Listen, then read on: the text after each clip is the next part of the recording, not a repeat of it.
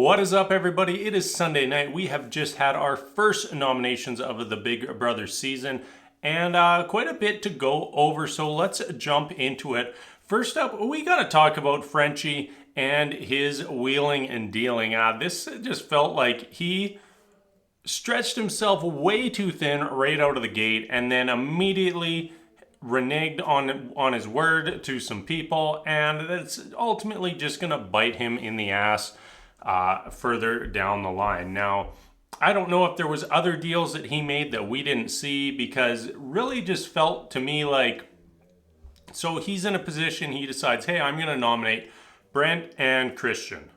Then he has a conversation with Brent and says, hey, I kind of like this guy, not going to nominate him. And at this point, his team is already safe, and that is Asa, Derek F., and Brittany. He's already gone and promised safety to all of the women. He's also casually promised safety to Travis and Xavier. And then we see this conversation with Brent, and suddenly Brent's off the chopping block, but that still leaves people open in the house that he can nominate.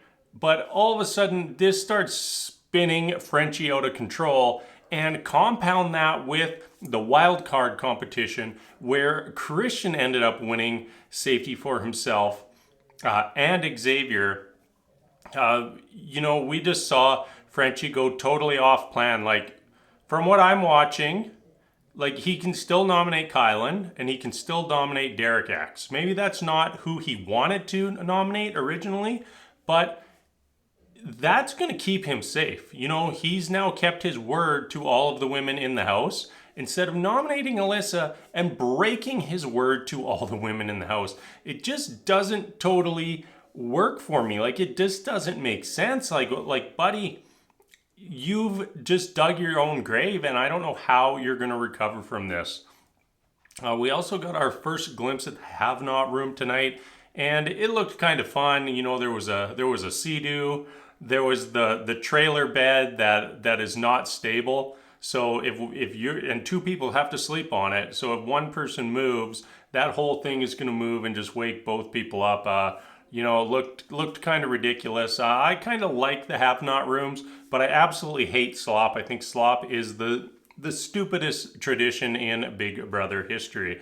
Mentioned it earlier, but let's jump over and talk about that Wildcard competition now. So this is a new twist for this year, and the way it's going to work is so one team wins the HOH competition and they're all safe, and the other three teams can each send one person in to play in the wildcard competition, and the person who wins the wild competition wins safety for themselves.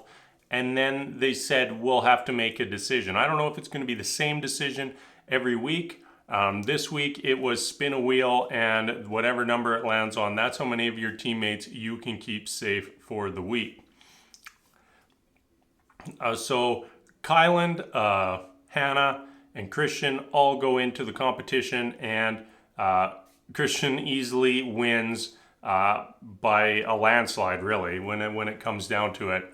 So he gets safety for himself, like I already mentioned, and totally throws Frenchie into disarray. Like, from this point on, we're just watching Frenchie just stumble around the house, trying to like sneak in on people talking to each other.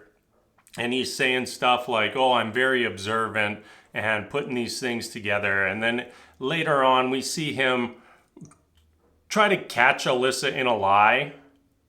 And it's like there was no lie to catch her in. He tried to get her to out that she has an alliance with Christian. And like all she said was, well, I mean, I'm working with my team, which of course everyone is at this point.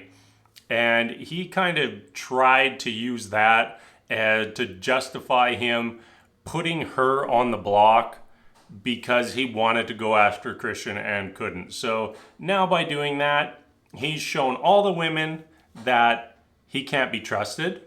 He's shown Christian that he's definitely not going to work with him.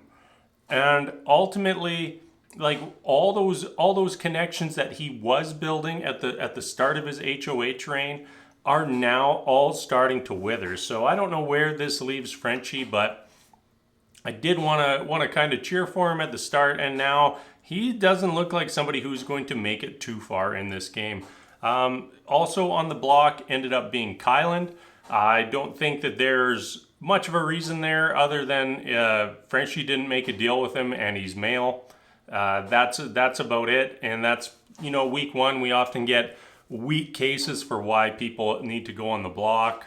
But this week, this season seems even extra weak in my opinion. So that's it for tonight. I believe we're back on Wednesday for the veto, and then Thursday again for our first live eviction. Let me know who you're cheering for so far, what you've liked so far this season, enjoying the twists, not enjoying the twists. I want to know. Leave a comment below. And until Wednesday, thank you so much for watching, and we'll see you later.